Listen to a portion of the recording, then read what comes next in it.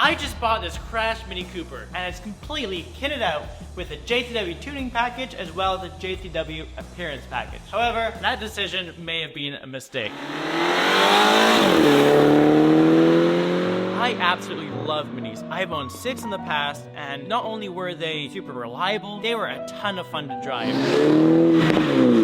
Fun go-kart handling mixed with the exciting sounding exhaust, as well as the looks, brings a smile to your face every single time that you drive one. So when I saw this come up for auction with less than 50,000 miles and only the 1/8 of a price of a similar one on the used market, I was all in. But there's a catch. This car is completely smashed. And not just where you see on camera here, where the wheel has gone to the fender. All around the car, it has scrapes and bruises and bumps and bent metal. This car is in terrible condition. The other issue is this car is located 2.5 hours away, and after I bought it I only had 3 hours till the facility closes. And if the facility closes before I pick up the car, they start charging upwards of $100 a day to store the car there. This build is the start of an exciting build series that you do not want to miss. Make sure that you check that you're subscribed and let us know what you want us to do with this car at the end of the build. My name is Ethan and welcome to Car Creations. Right now it's estimated that we'll get there at 4:01. However, we have 2.5 hours to go. So if we have any issues along the way, we won't make it. So we only have 30 minutes of grace time. And if we miss that time period, then we have to drive all the way back home. That was a lot of mansplaining. Okay guys, here we are. I got up this morning and I went to work and I brushed my teeth. 2 hours and we only have, wreck the shot. And hopefully this car doesn't give out because it's struggling to tow this trailer. We pressed the overdrive button and nothing happened. Yeah. So we're at the grace of the transmission. We got a little bit of traffic, so hopefully it doesn't keep sending us back because else we might be in trouble. This van typically gets 14 miles per gallon. Yeah. I think we're sitting at about 9. Oh my goodness. We're already at low fuel range, so. Probably should have just gotten this car delivered. All right, here we are. Look at all those crash cars. Crash a car about to crash our own car. That's her right there. Look how good that looks. So from this side, it looks completely fine. Look how small it is. It's a lot smaller than the other ones. Will you get it right in there? That'd be sick.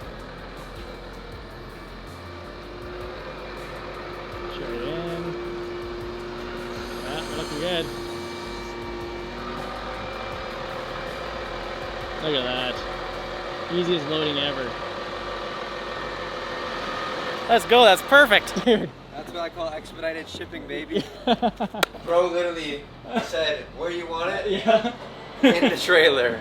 And he put it in the trailer for us. This looks horrible. From top down it's fine, but it was hit coming from the side on this side, and then it spun around a couple times. On this side, the suspension's being pushed in, the metal's being bent out. On that side, there's just dents all the way along the car. Oh, look it even comes with the little nice things. Oh yeah. Oh, it has the nice JCW lanyard on it. That's cool. Sell that and I've paid back the car. But we're gonna take this home, lift it up, take a look at what we have to work with, and go from there. Well guys, welcome back to another episode of James's post-buying a car thoughts. On this week's episode, I did not buy the car, so I am in fact not poor. Reflections from the trip so far, you know. Me and Ethan, we've had some nice, deep connecting conversations about life. It's been reflective, one might say. But now as we have loaded up this new car, this new journey of life, I can really say I'm excited. I'm optimistic. There's a journey to be had, a journey to be taken, a path to be pathed.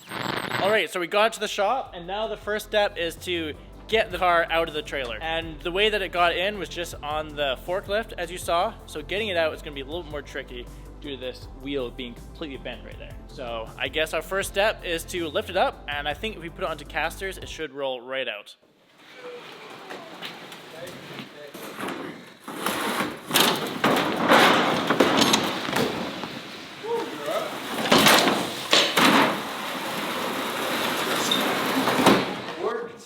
Okay, so our first step is to get this onto the lift.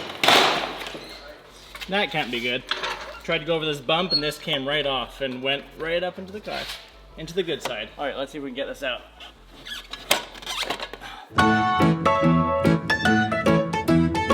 We're close, but the wheels on the casters on the other side keep getting stuck.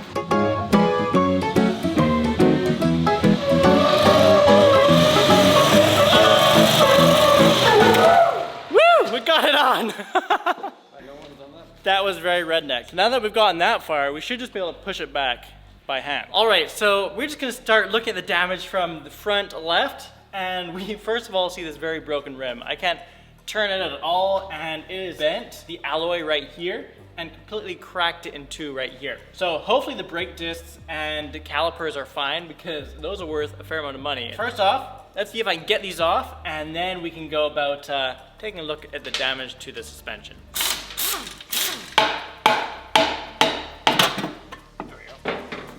Nice thing about a wheel that's wrecked, you can just use a hammer on it. So as you can see here, it is in very disrepair. So we have leakage coming out of the CV joint right here. In fact, it's pulled the axle right out of the transmission.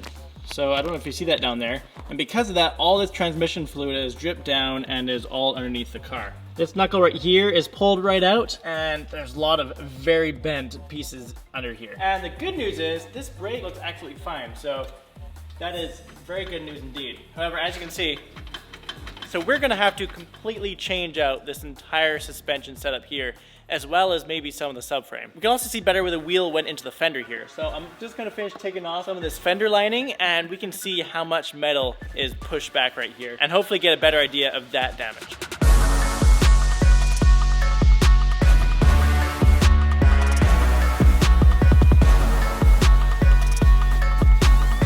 Looks pretty bent. It also looks like some of the metal is completely separated. So as you can see there, it is separated all the way down there, across here, but with it being completely dented right here, and even dented all the way in up here, it looks like we're gonna have to replace this entire panel if we're going to fix this car. So up at the front, other than the front bumper being completely written off, the rest of it actually doesn't look too bad. We do have this lower support right here that's bent, so that will have to be replaced, as well as the riser that goes from the lower support brace to the upper support brace. But other than that, it doesn't actually look in terrible condition at the front. However, if we go along to the other side, that's where it starts to get more interesting. So as you can see here, all the way down the side, it looks like this car is being through a sander, and it's completely being sanded down and scuffed up. And then there's a couple huge dents on the rear quarter right here. So for sure we're gonna have to replace the hood, the light, this fender here, there's JCW logo, this door, and we possibly may be able to pull out the dents down here,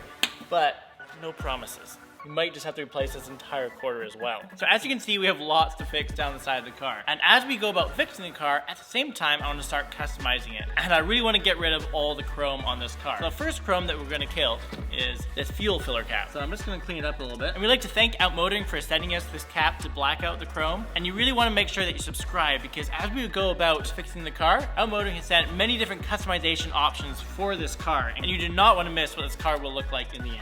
And then we're going to take it here. I'm just going to make sure it seats nicely on like that. All right, and then once that's on, we just have to peel off the film on the outside. And voila, that looks so good. All right, so with that piece of chrome blacked out, now we're gonna take a look at the interior of the car, because when a car gets in an accident, a lot of time airbags go off. And when airbags go off, it causes damage to the interior. So let's take a look at that. All right, so right off the bat, we have the interior, and the airbags are being cut away. There's dirt and dust all over the seats in here. Every airbag possible has gone off, so I'm sure this is just gonna be the beginning. Thankfully, there's no airbags in the chairs, so those didn't wreck the chairs. They are a really nice leather. This car is manual. It has a small 6.5-inch non-touchscreen display, but what it does have is Harman Kardon. So that is super exciting, because Harman Kardon sounds so good in Mini. So what Outmotoring has also sent me is this cool little red carbon fiber start-stop engine switch cover that just goes right on here. Although a little bit dirty, these doors are super cool. They have the LED strip that goes around them, and they have a really rare white trim that goes inside the door. So to go with that, I thought that these Union Jack door locks would look perfect on here. So we're just going to, this is gonna be an epic build. All right, so now it's time to try to start this car. Now, I don't have high hopes. We pushed it onto the lift because it couldn't drive on its own, so let's see how this goes. It wants to. Dude, it's almost there. Okay. It needs a little bit more juice, so I have just a thing for that. We're gonna hook my 2000 amp jump starter up to this, and we're hopefully gonna be able to start the car. And also thank you to YESPER for sending this to us. We would not be able to start the car without you guys, because my other jump starter died in the last rebuild. Should have plugged it in. There we go. So I'm just gonna go put it onto the battery, and hopefully we can get this car started. Jumper on, let's give this another try.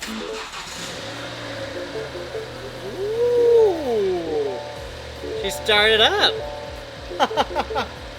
Let's go, and it sounds pretty good too. So I also just found that the seat belts are locked out too, so we'll have to get those fixed, I suppose. And once again, thank you to YESPER for sending this jump starter. And it also has an air compressor, so maybe we'll have to top up these tires while we're at it.